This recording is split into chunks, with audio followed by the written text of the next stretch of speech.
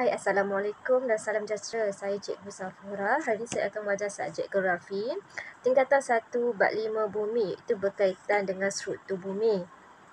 Baiklah pelajar-pelajar, bumi terdiri daripada 3 lapisan, iaitu lapisan atas sekali bumi dikenali sebagai kerak bumi, mana lapisan kedua bumi dikenali sebagai mantel, dan lapisan ketiga bumi kita panggil dia sebagai teras bumi. Ciri-ciri kerak bumi adalah kerak bumi merupakan lapisan bumi yang paling keras dan pejal. Kerak bumi juga terdiri daripada 2 lapisan, iaitu sial dan sima. Sial adalah gabungan perkataan silika dan aluminium, manakala sima adalah gabungan perkataan silika dan magnesium. Sial adalah terletak di bahagian atas kerak bumi dan membentuk benua di permukaan bumi, manakala sima terletak di bawah sial dan berada di dasar lautan. Struktur bumi kedua adalah mantel. Mantel ini terletak di bawah lapisan kerak bumi dan merangkumi 2/3 jisim bumi.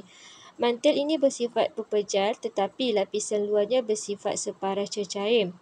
Dan struktur bumi ketiga adalah teras bumi. Teras bumi merupakan lapisan yang paling dalam bumi.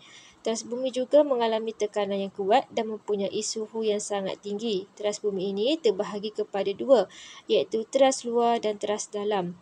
Baiklah pelajar-pelajar, setakat ini saja pengajaran cikgu pada hari ini. Sekian, terima kasih.